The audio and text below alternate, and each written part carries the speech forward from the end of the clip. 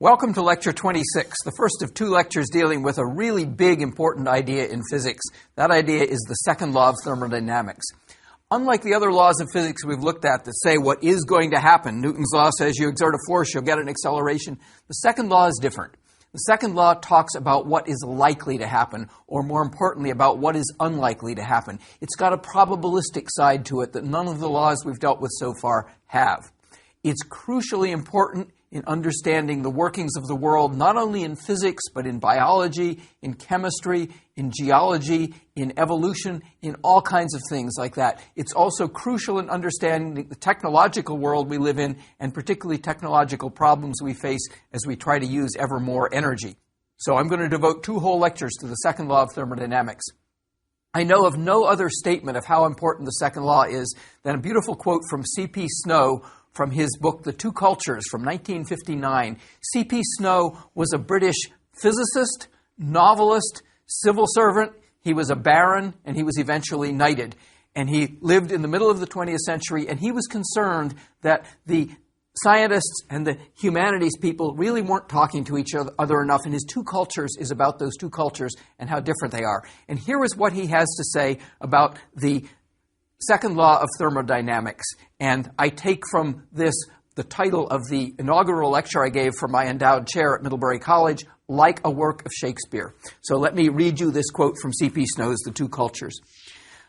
A good many times I have been present at gatherings of people who, by the standards of the traditional culture, are thought highly educated, and who have with considerable gusto been expressing their incredulity at the illiteracy of scientists. Once or twice I have been provoked and have asked the company how many of them could describe the second law of thermodynamics. The response was cold. It was also negative. Yet I was asking something which is about the scientific equivalent of, have you read a work of Shakespeare's? Well, I feel a little bit like I've gone from the sublime to the ridiculous. One minute I'm reading an erudite 20th century quote from a British scholar, and the next minute I'm on a cooking show. Actually, I love to cook, and there's an awful lot of good physics in cooking. I've given a whole lecture on physics in the kitchen, for example. And the second law of thermodynamics is very much with us in the kitchen because the second law is about heat, and it's also about organization. And I want to give you an example of the second law. So you are in the right place. We're doing physics here. We're doing it in the kitchen. So I'm going to take an egg, and I'm going to scramble it. Okay, egg, yolk, and white. There they are. Two parts of the egg, but I want scrambled egg.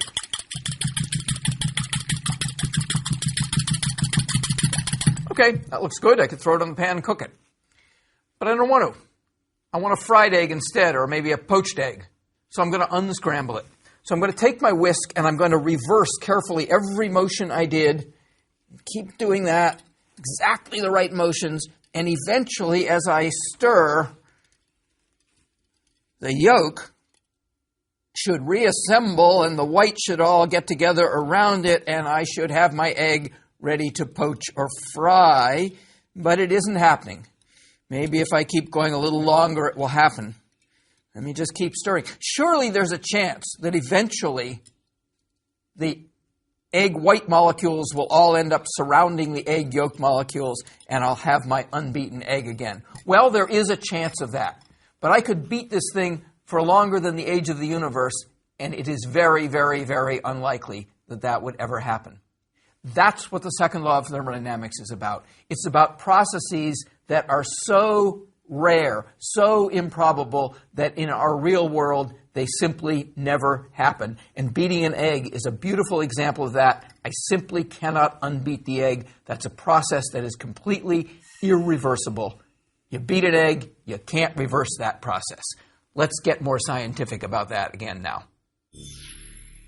Okay, let's look at some other examples of processes that are essentially irreversible. Or in fact, let's look at one process that's reversible and another that isn't. So here I have a couple of movies playing simultaneously.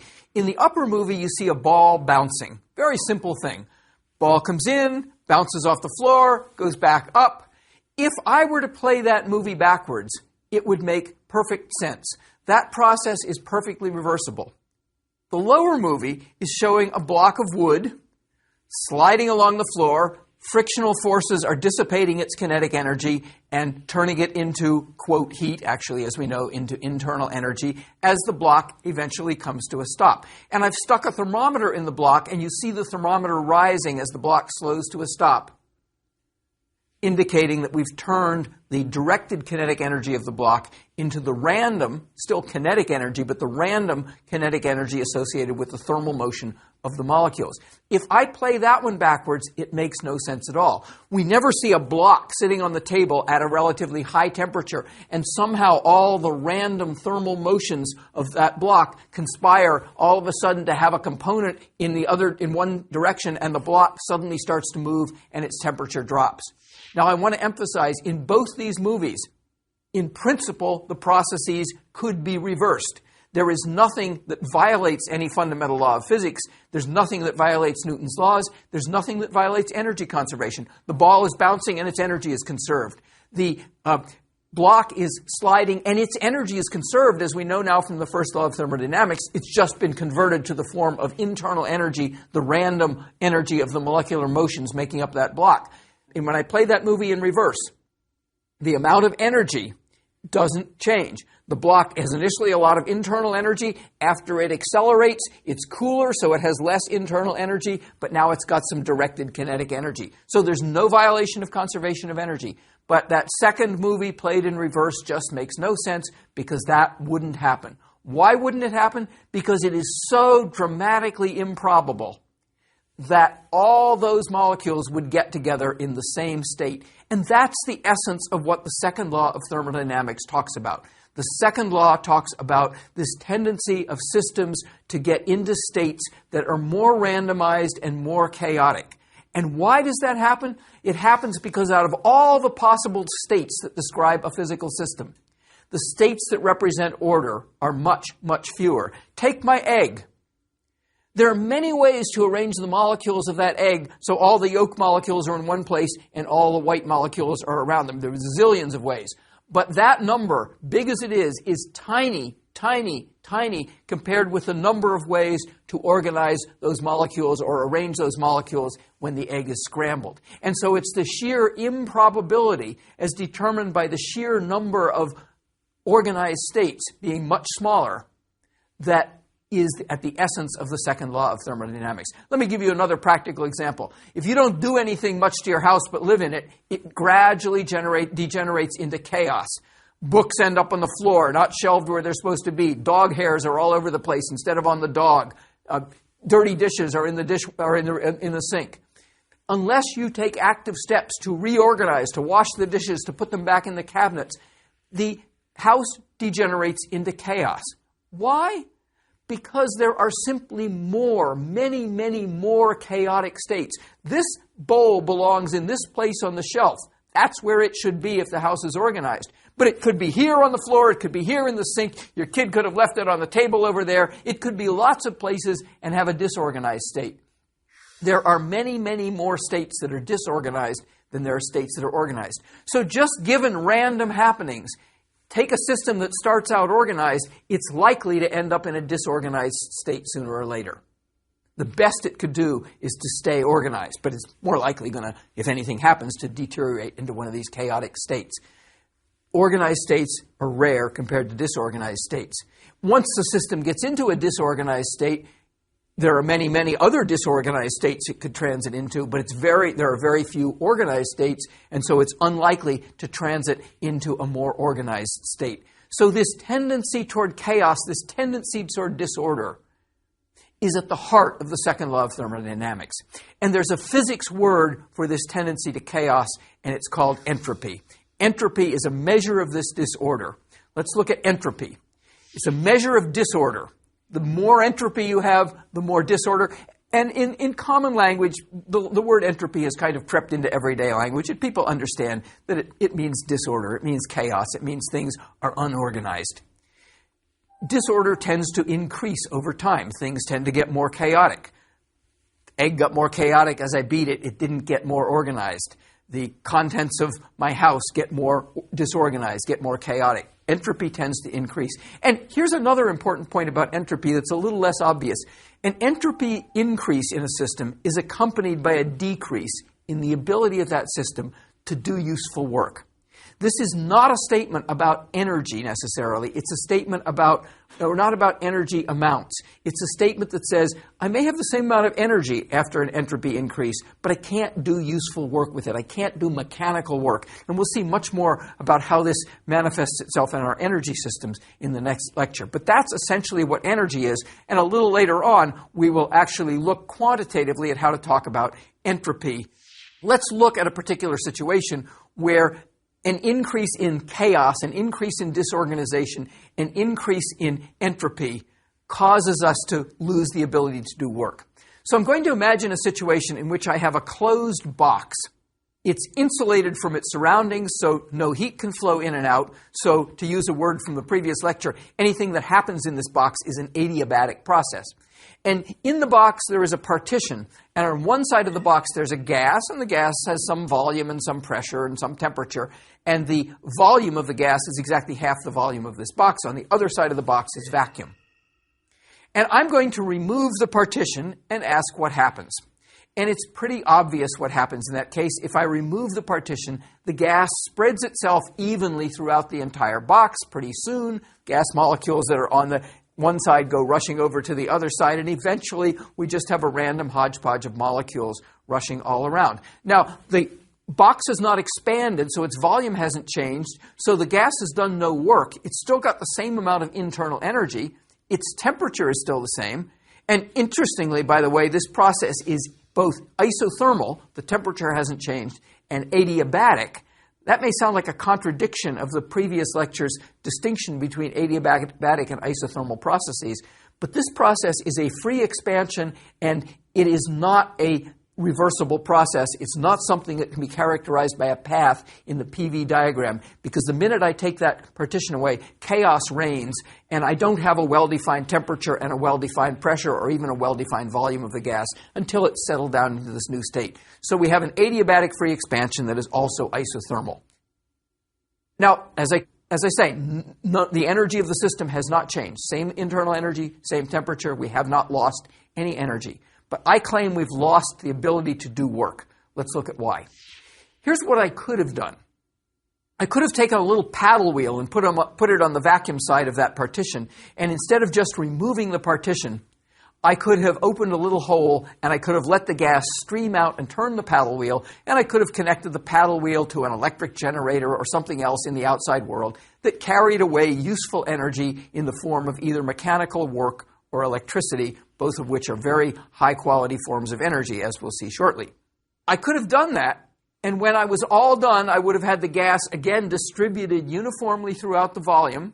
It wouldn't have been able to do that work anymore, and now it would have less energy because I would have taken some of the energy away as the gas did work turning that paddle wheel.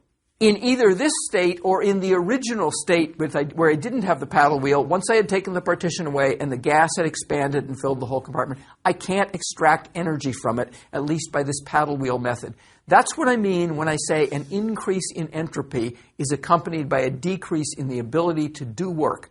Because in this system, with all the gas on one side of the box and the other side empty, that's a very organized state. That's like the state of the egg with all the yolk molecules in one place and all the white molecules surrounding it. The state in which the gas is spread uniformly throughout the box is less organized, just like the state in which the egg has been beaten is less organized. Okay, well, that's a lot of talk about organization and words. Let's get quantitative about this and understand why this occurs in a little more mathematically. So let's go to our big monitor and let's look at this situation in a little more detail. So I'm going to take a statistical look at what entropy means. So here's the question. Once the box got into that state in which the gas was spread uniformly throughout it, why doesn't it spontaneously go into that state? Or why doesn't the air in this room suddenly all decide to have all of its molecules to go to one half of the room, and suddenly I'm breathing air and at higher pressure, and the people on the other side of the room are asphyxiating because they got no air? Why doesn't that happen? We don't worry about that happening, so it must not be possible. Well, it is possible, It's just very unlikely. So I want to ask the question, why doesn't this in fact happen when there is no rule to prevent it? Again, the relevant rule, energy conservation is not violated if that event happened. So I want to define two things. I want to define what I call a microstate, a specific arrangement of individual molecules. I give every molecule in that gas a name. And a microstate is, where is molecule A, and where is molecule B, and where is molecule C? And if I interchange molecule A and molecule C, that's a different microstate. It's a specific arrangement of individual molecules. A macrostate is characterized by simply saying, how many molecules are on each side of the box? So that's an important distinction, and we'll see how that distinction develops. So let's consider the utterly simple, well, maybe not the simplest. Simplest gas would have one molecule, but that's no fun. Let's consider a gas with only two molecules. Crazy, but let's consider it. There are four possible microstates.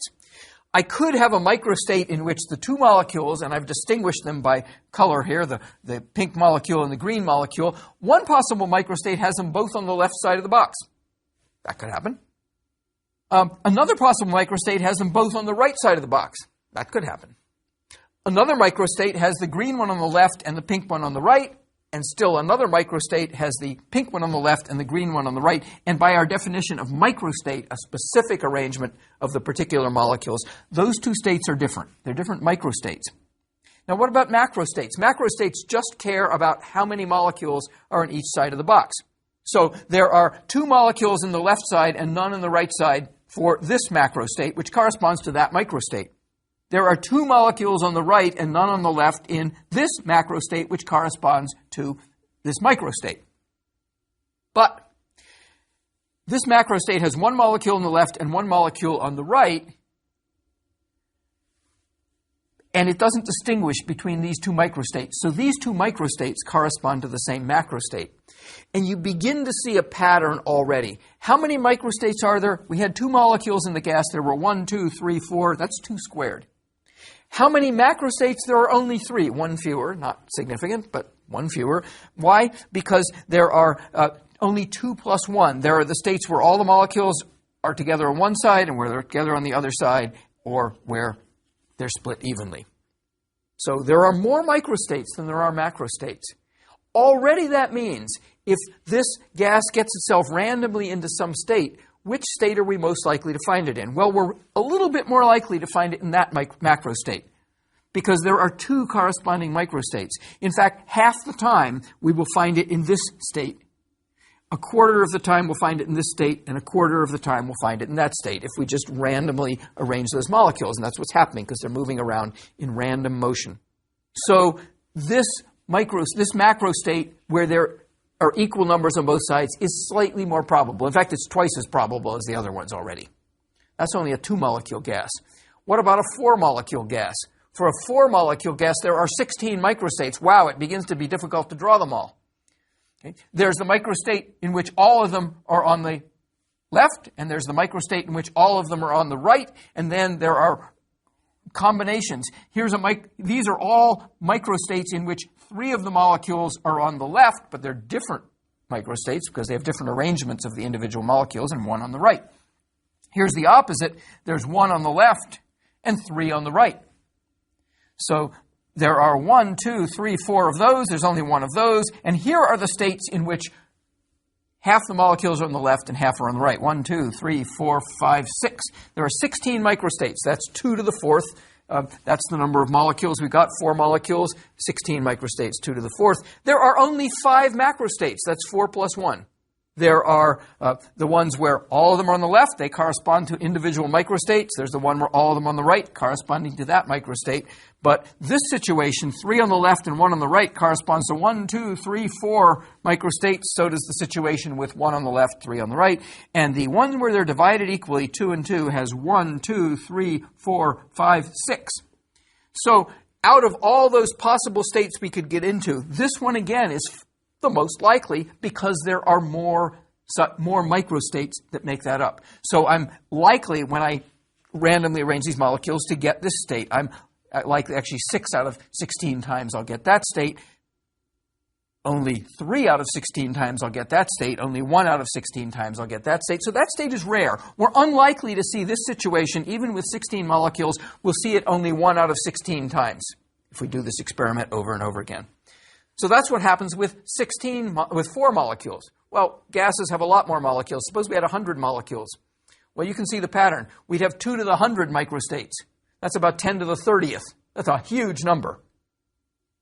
But we would only have 1 more than the number of molecules, macrostates. That was the pattern we saw established with 2 and then 4. 101 macrostates.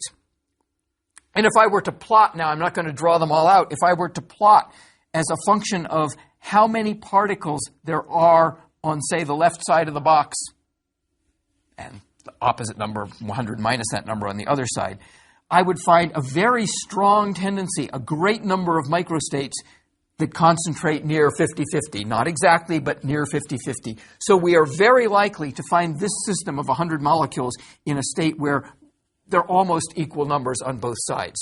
Very unlikely to find these remote states like the one where all the 100 molecules form on the left side or the right side. And finally, let's look at a real gas, which might have typically something like 10 to the 23 molecules. There are 2 to the 10 to the 23 microstates, crazy number. There is a big number of macrostates also, but it's a lot smaller. It's 10 to the 23 plus 1, and if I were to do that same graph, it's essentially a spike with half the molecules in with half the molecules in one side and half the molecules on the other side, and it looks like this. Maybe there's slight variations. Maybe there's, a few hundred more on one side or a few thousand more or a million more on one side, but it doesn't matter. Those numbers are so tiny that essentially it's 50-50 equal, and it is just so improbable that it's never going to happen that we get into the situation where they're all in one side. So that's the statistical interpretation of entropy. Okay, let's move on and get a little bit more quantitative. Let's talk about entropy and how we would define it quantitatively. Entropy is defined, not so much entropy itself, but the change in entropy is defined for a reversible process, a process that has well-defined pressure, volume, and temperature, as the heat flow over the temperature at which this process occurs. If the temperature is varying, you've got to use some calculus, but we'll stick with this. That's how entropy is defined. The change in a system's entropy, the system's temperature, and the heat that gets added to the system. Let's express the second law of thermodynamics in terms of entropy. It says the entropy of a closed system can never decrease. At best, it can stay constant. In practice, there are irreversible processes, things like friction, and they mean entropy increases. And we can generalize that process to the entire universe. If we talk about that, we say the entropy of the universe can simply never decrease. And let me do an example that shows this quantitative definition of entropy and talks about entropy increasing. So let me do a simple example. I'm going to imagine I have hot water and cold water. I'm going to put them in a closed, insulated container, and I'm going to let them come to some equilibrium temperature, as we've seen before. So here they are, hot at temperature TH, cold at temperature TC, and let's let them come to some equilibrium temperature slowly. They come to some intermediate temperature. It's in between the hot temperature and the cold temperature. It's warm, and I'm going to call it temperature T. What's happened to entropy? Well, first, what's happened to temperature?